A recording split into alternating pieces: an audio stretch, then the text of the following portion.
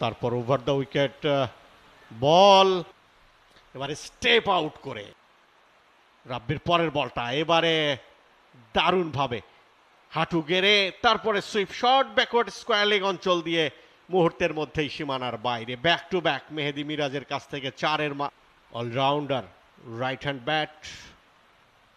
তারপর over the wicket বল, একটা good length delivery, সেটাকেই দারুণভাবে অফ ড্রাইভ করেছেন সপাটে এবং মুহূর্তের মধ্যেই বলটা সীমানার বাইরে। মেহেদী মিরাজ 4 দিয়ে রানের খাতাটা খুললেন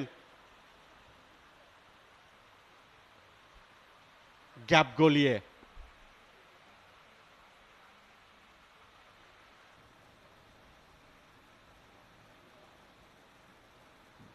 ভালো কাট শট এবং গ্যাপ গোলে 4 run, much needed boundary for Mehedi Miraj. একটা আলগা বল ছিল, উইথ ছিল অফ স্টাম্পের অনেক বাইরে, খুব জোরে খেলেননি, প্লেসমেন্ট করবার চেষ্টা করেছেন, জানেন মাঠের গ্যাপটা কোথায়। দেখুন আস্তে ব্যাটের ফেস ওপেন করে দিয়ে লেট কাটের মতো করে খেলেছেন যাতে ডিপ থার্ডম্যানের ফাঁকা জায়গাটা।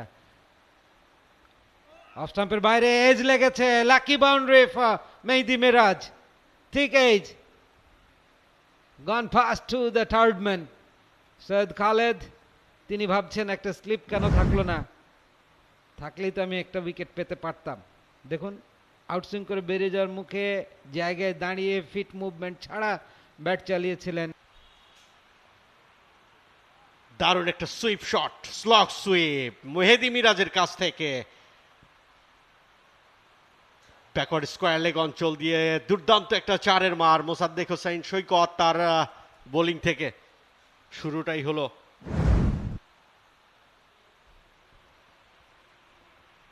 একটা 4 হজম করে ওভারটার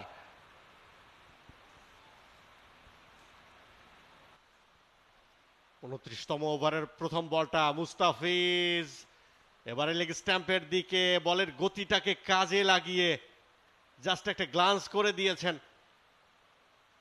মেহেদী মিরাজ। তার কাছ থেকে 4টা রান আসলো তার ব্যাট হয়ে, তিনি 33-এ পৌঁছে গেছেন 140 4 উইকেটে।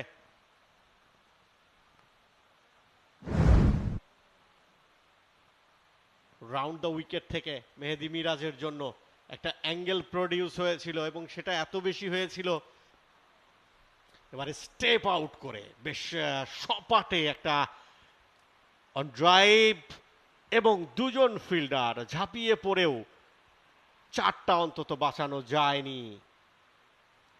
সাব্বির শেষ মুহূর্তে ঝাঁপিয়ে পড়েছিলেন এবং শর্টের পজিশনেও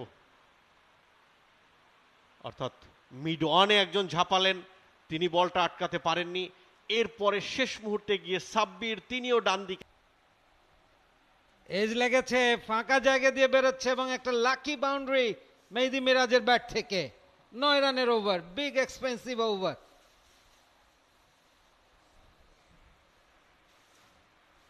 32তম ওভারের খেলা শেষ, 165 4 উইকেটে লেজেন্ডস অফ রূপগঞ্জ।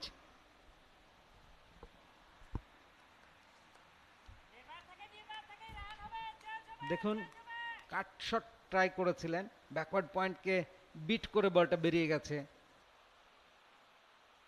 হাঁটু গেড়ে স্লগ সুইপ, এ যাত্রায় বলের গতির সাথে পেরে উঠবে না ফিল্ডার।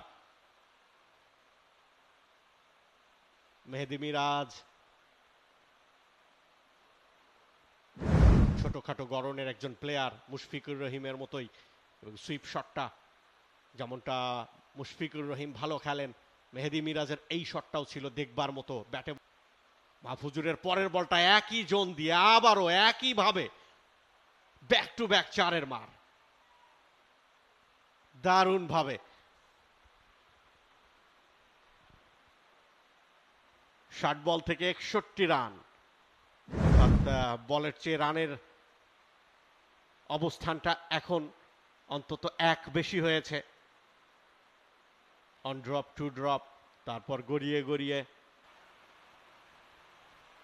এবারে লেট অ্যাডজাস্টমেন্ট, একেবারে অফ স্টাম্পের বাইরে অনেকটা বেরিয়ে গিয়েছিল, সেখান থেকেই দারুণ ব্যাকফুটে গিয়ে অ্যাডজাস্টমেন্টটা করেছেন এবং সীমানার বাইরে পাঠিয়েছেন বলটাকে। মেহেদী মিরাজ 68 বলে 68 রানে পৌঁছে গেছেন, 218, 4 উইকেট হারিয়ে। গালি অঞ্চলে ফিল্ডার ছিলেন, তবে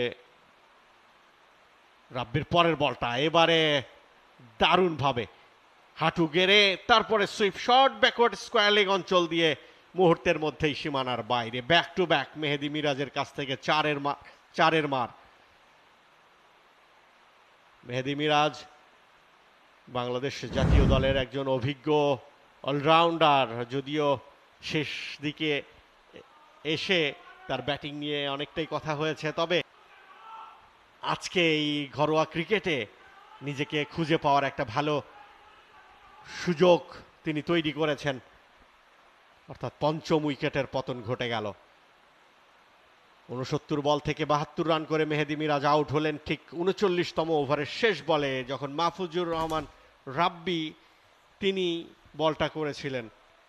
শেষ বলে একটা সফলতা পেলেন এবং নতুন ব্যাটার হিসেবে আমরা শেখ মেহেদীকে দেখতে পাচ্ছি। দলীয় অধিনায়ক তিনিই নামবেন। আবারও কিন্তু সেই সুইপ শটটাই মূলত খেলতে চেয়েছিলেন, bat pad. For more updates, subscribe to our YouTube channel and click on the bell icon. Follow us on Facebook and Instagram. Download T-Sports app to enjoy exciting games and highlights. Visit tsports.com.